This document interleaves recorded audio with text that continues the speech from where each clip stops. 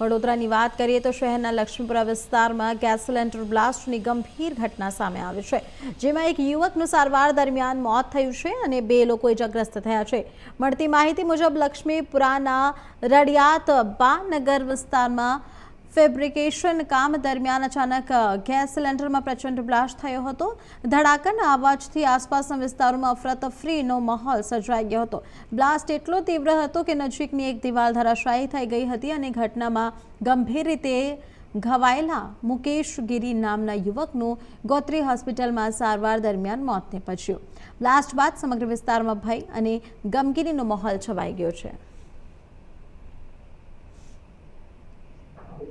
Laxmipura police station વિસ્તારમાં આજરોજ 16/5/2026ના રોજ કલાક 12:30 વાગે એક એવી ઘટના બનેલી છે કે આ વિસ્તારમાં એક કન્ટેનર સ્પાર્ક કરીને ફૂડ ઝોન આવેલો છે।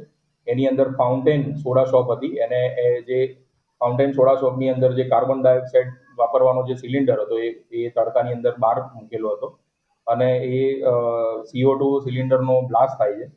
અને આ ફાઉન્ટેન સોડા શોપથી લગભગ 700-800 મીટર દૂર એક શ્રીકુંજ સોસાયટી આવેલી છે। એ શ્રીકુંજ સોસાયટીના મકાન નંબર B46ના ધાબા ઉપર વેલ્ડિંગનું કામ ચાલુ હતું। એની અંદર 2 વર્કર જે યુપી બાજુથી આવે છે એની પર આ સિલિન્ડર પડ્યો હતો અને એમાંથી મુકેશ રામ સ્વરૂપ ગિરી ઉંમર વર્ષ 36 વર્ષ એની ડેથ થયેલી છે અને જે ધર્મેન્દ્ર ગિરી છે એને નાની મોટી ઈજાઓ થયેલી છે। અને આ બાબતે લક્ષ્મીપુરા પોલીસ સ્ટેશનની અંદર એક્સિડેન્ટલ ડેથ ઈડી દાખલ કરેલી છે અને હાલ તપાસ ચાલુ છે। એફએસએલની ટીમ પણ ક્યાં પહોંચી હતી? જી, એફએસએલની ટીમ પહોંચેલી છે, જરૂરી સેમ્પલો પણ મેળવવામાં આવ્યા છે અને આ બાબતે જો ગંભીર બેદરકારી જો જણાઈ આવે તો કાયદેસરની કાર્યવાહી દાખલ કરવામાં આવશે। નહીં, ફાયરના સાધનો તો બધા ત્યાં અવેલેબલ છે, પરંતુ આ જે સિલિન્ડર છે એ બહાર એ લોકો સાફ સફાઈ કરતા હતા એટલે એ બહાર તડકામાં મૂકેલો હતો, એના કારણે ગરમ થઈને